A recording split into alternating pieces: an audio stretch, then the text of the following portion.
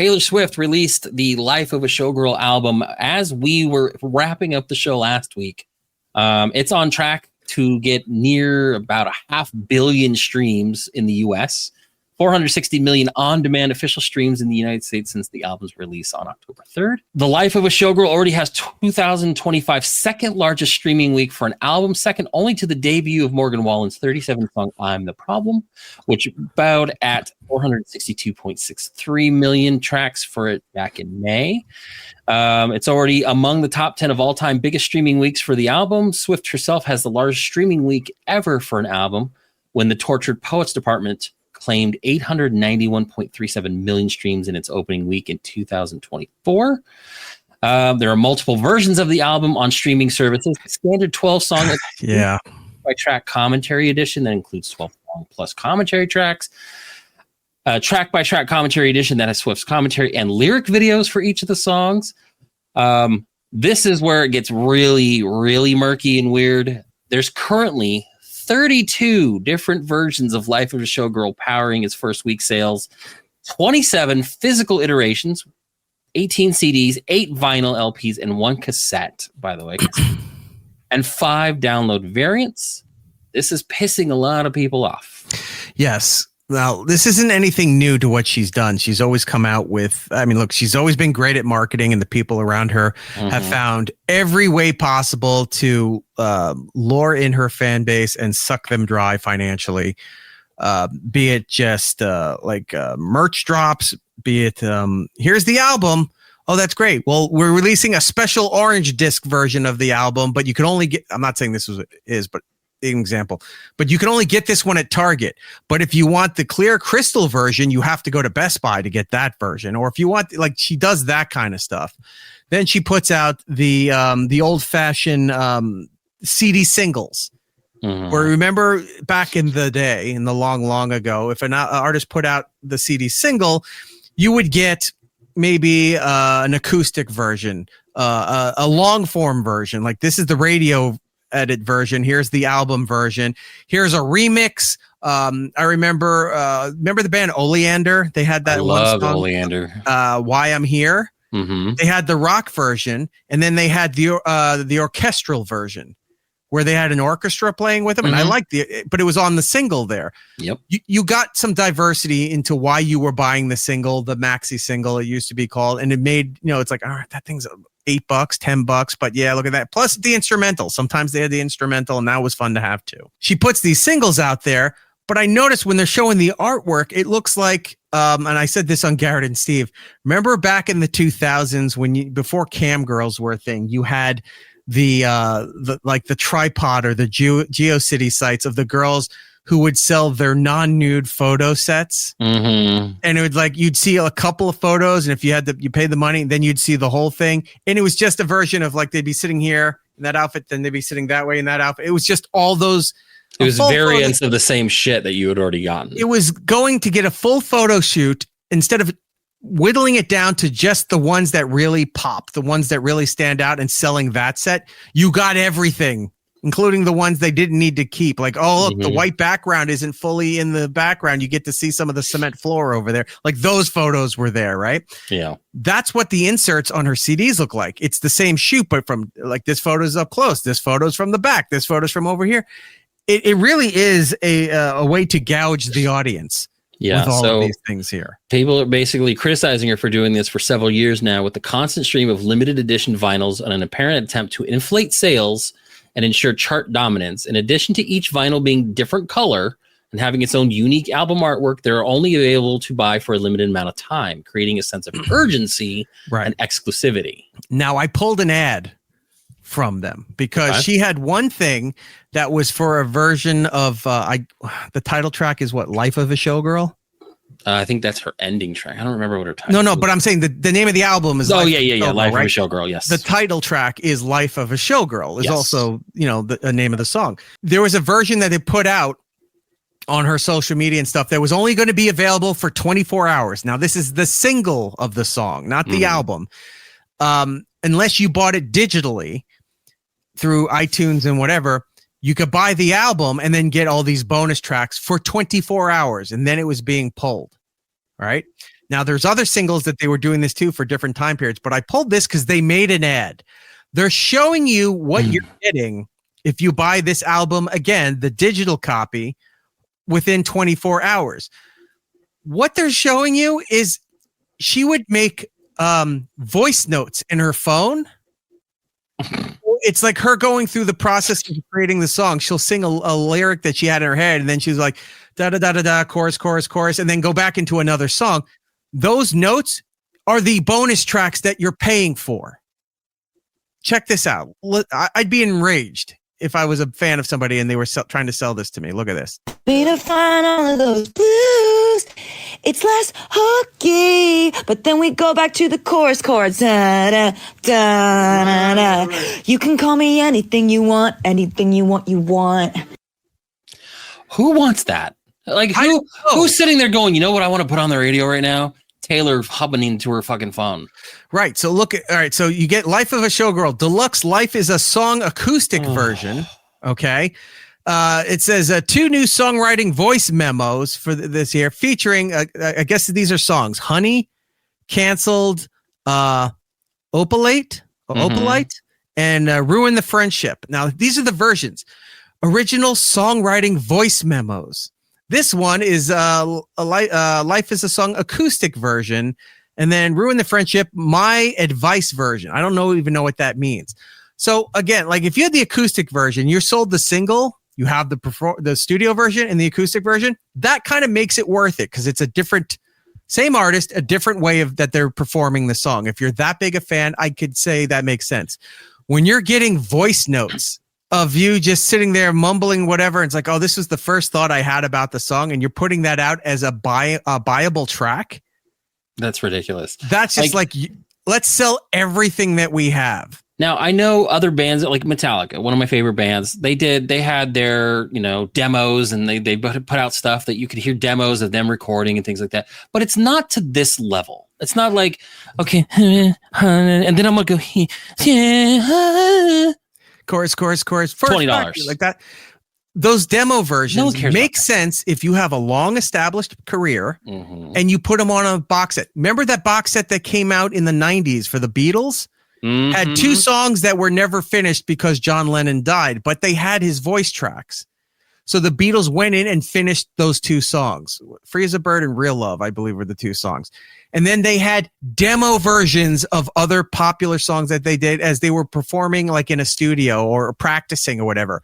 The Beatles in a giant box set with some new stuff, that makes sense. A Metallica box set is like, here's some of the things, here's a garage session of us doing Master of Puppets back in the day. Days Inc. and all that stuff. Makes sense at that point. When you put out a brand new album that nobody's heard and go, hey, here's my, here's me just, here's my process. Around. Yeah. You're scraping the bottom of the barrel as the main release for your stuff, right? Now this, you had 24 hours to go and buy it digitally, and then they turned it off. I went back and on the Facebook thing, it said it was done at 1:59 p.m. Eastern, which is a weird time to do it for the cutoff. I went back there a little after 2:00 today, and it's gone. You can't get it. They shut that part off, which, okay, fine. Now look at this. This was the next one here that popped up immediately after this. Available for 6.5 hours. So now it's even more special than the 24-hour release. The Life of a Showgirl Deluxe So Punk on the Internet version. What is that so fucking supposed to mean? Like, I don't know. 7 songwriting voice memos, including Eldest Daughter. I can't read the bottom thing here. Let me try to zoom it in a little. No, it's not letting me zoom in more. Original songwriting voice. Yeah, I think that's what it says there. Original voice memos there. Hold on. Available on this date at 11:20 p.m. Eastern Daylight Time. So you had 6.5 hours to get this with more voice memos or whatever. But not to be outdone by that, a 10-hour release, The Life of a Showgirl Deluxe So Glamorous Cabaret version, 2 songwriting voice memos featuring all these other songs here that have the songwriting voice memos. Would ruin the friendship. Elizabeth her track, Taylor. Elizabeth Taylor, the So Glamorous Cabaret version. Elizabeth Taylor original songwriting voice memo. You're releasing the same thing. Grift on this is so real, and it's not like not this even was, funny. It's not like this was spread out over the course of a year or the course, like, 'cause she does long tours. Say this was over the course of a tour. This is a weekend, 7 days. It's not even a week. Friday it came out. It's been announced for over a month or so. Friday it came out. We're at the time we're doing the show Thursday. These things started Monday with all of this stuff. And this was just yesterday. If it was over a year, the course of a year, you were doing these surprise leaks and stuff because she's trained an audience to be so chomping at the bit for anything Taylor. She does a hide and seek. She's doing escape the room puzzles right now. Did you see about the orange doors around the world? I don't know. That's so stupid. She had orange doors that showed up overnight in certain cities. And these doors are in a park and they have like velvet ropes around them. You can't get near the door, but on the door has QR codes. And the QR code links you to a privately listed video on her YouTube channel. And on the YouTube channel, you're watching this video and it's an AI generated scene inside like a cabin or a house or something. And you see like a giant letter on the wall for something, or what is this thing missing? Or it zooms in on a book title. Hey, there's a letter missing from that title there. That must mean something. So there's like 6 doors around the world. The QR codes get out. People are watching the videos. They're trying to piece everything together. Now, I talked with somebody I know who was following this stuff, and he was doing it for a work thing because he's also in radio. And he's like, I can't believe I'm sitting here going through this. I said, I haven't even found the QR codes. Tell me what you found. And he's showing me the stuff, right? So we're piecing it together. I don't know if this is true, but here's the 2 things that I think are happening. One, the way this is all spelled out, she said she's not doing tours anymore. She, that Eras tour went for what, 2.5 years or something? It was long. 2 years? Yeah, it was like 2 years. She's not doing tours anytime soon. She goes, I don't know when the next time I'll do a tour is. She's not doing a tour next year. The way this is looking, I think she's going to announce a residency at the Sphere in Vegas, which makes sense because that's a massive venue. People will fly in from all over the world to see that, and to see her with that big screen and everything, her fans will spend thousands and thousands of dollars to go see that. Sure. Number 2, we talked about this a month ago when we were talking about, we were goofing about, how Travis Kelce will be a multi-millionaire when he's done playing football and still be viewed as a deadbeat husband draining his wife's fortune, right? He's the deadbeat in this relationship. Multiple times Super Bowl champion. He can buy me out. Right? Has a successful food line, has a successful podcast. He could do whatever the fuck he wants. But because he's married to one of the biggest billionaire attractions in the world, he'll be viewed as the deadbeat that's sitting at home, not working, mooching off her fortune, which is hilarious, right? Because he's going to have 9 figures of his own in his bank account, and he's still going to be looked at as like, oh, he's a gold digger, right? Yes, there you go. He's the gold digger, which is a hilarious juxtaposition to be in. I figured out what the message is. Bagley figured it out. Is it join the Navy? Oh, drink more Ovaltine. That could be it too. Could be either one. No, I think one is she's going to announce a residency at the Sphere for next year because everyone thought she was going to be the Super Bowl halftime show, and that didn't happen. And up until she did Graham Norton's show on Friday, which is a huge talk show over in England, if you're not aware of it, you never saw anything. You never saw her in public. When she showed up at that football game, they had the black screens. Remember that? So you couldn't see her coming out of the elevator. She did that podcast to announce her album, and everything else she did was from here up. You never saw her stand up. You never did anything. On Graham Norton, she was angled on a couch wearing black and everything. You can't tell. I think she's pregnant. So I know that's been kicking around a little bit now, but I think, those clues mean that she's going to do a residency at the Sphere and that she's pregnant. I don't know. Everything I watch, I'm like, this is like Escape the Room. Taylor trapped me in a Saw kind of situation, and I'm trying to get out of the fucking room before she kills me with all these Taylorisms and clues and stuff there that we're trying to piece together in order to see if I can escape and get to freedom. Well, here's more of the grift. She was on Graham Norton, and the other day she said, there are different poems on each variant. And if, no, I'm not going to tell you about that, but the fans figure it out. There's something about the poems that's fun. Well, here's something else that. So you have to have all of the variants to get all the full poems to figure out all the other fucking escape the room shit. Well, here's something else that is really strengthening my theory that she's pregnant. They cut something out of the show that wasn't known until a couple days ago. Oh, I heard about this. An audience member posted a thing on TikTok, and she said, I was in the audience. Graham Norton interrupted one of the other guests who was asking Taylor a question and said, that's a conversation for off air here. And then did a new segue into something else, which you can't tell if you watch the interview, but there was I guess she's an actress. Her name is in Tron. Okay. She's like Jared Leto's counterpart in the movie until she becomes. Okay. So she is an actress. Jodie Turner Smith is her name. And she asked Taylor about having a baby. And Graham jumped on top of that and they cut it out. Well, I think originally when she asked that, she goes, what about the under 18s? Like, she's talking about having kids. And Taylor took it as not having anyone younger than 18 or the babies or something like that. Having anyone. She invited Graham Norton to her wedding on the show. Then they said that actress said, well, they were talking about the guests and who would be their family, and he was honored to be asked and stuff. And that actress said, she goes, oh, what? No babies? And Taylor goes, oh, no, nobody under 18. It's an adult only wedding.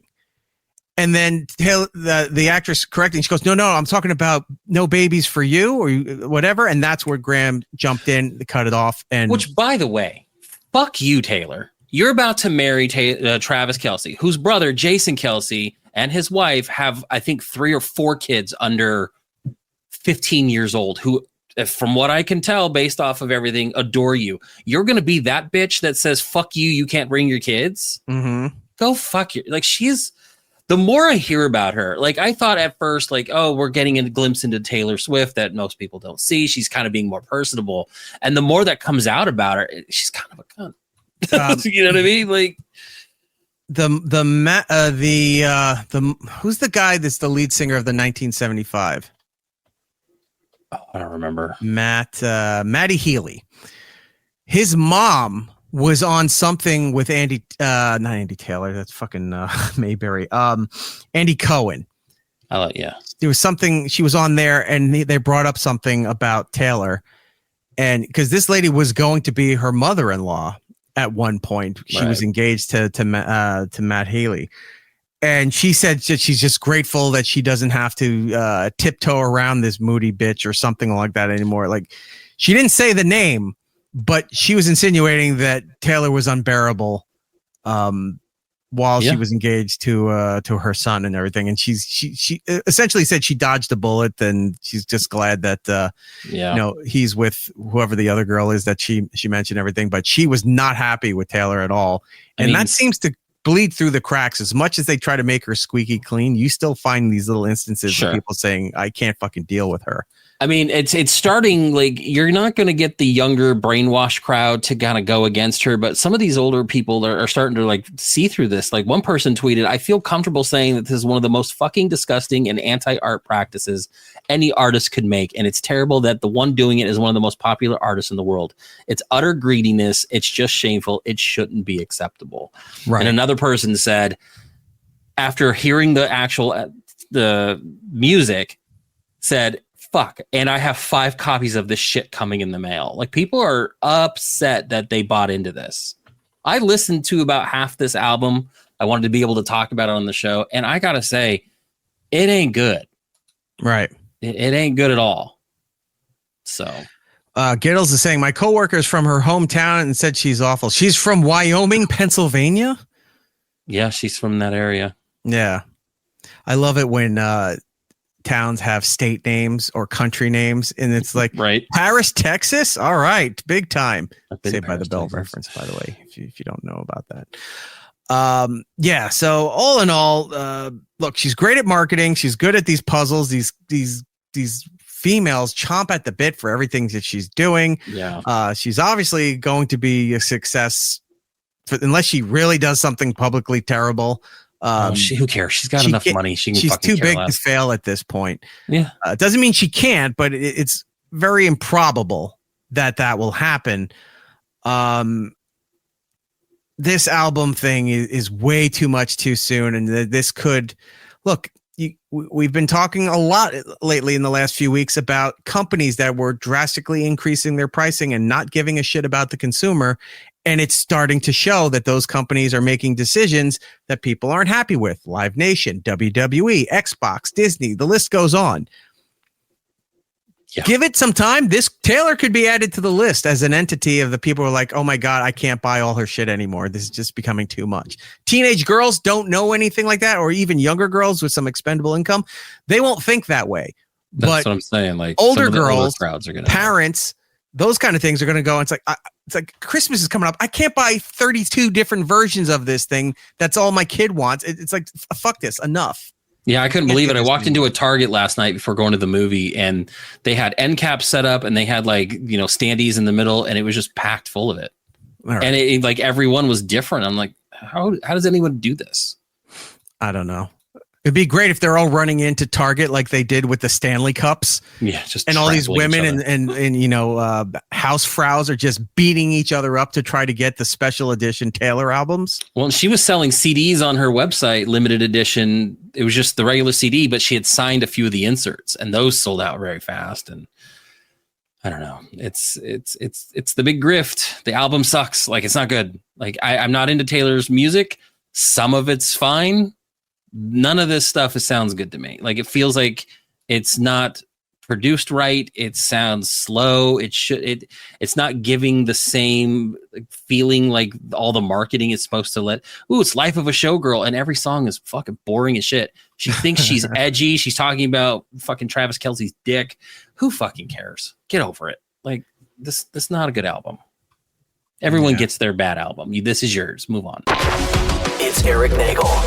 Follow the show on all social medias at It's Eric Nagel. For ways to watch or listen to the show, both live and on demand, go to itsericnagel.com.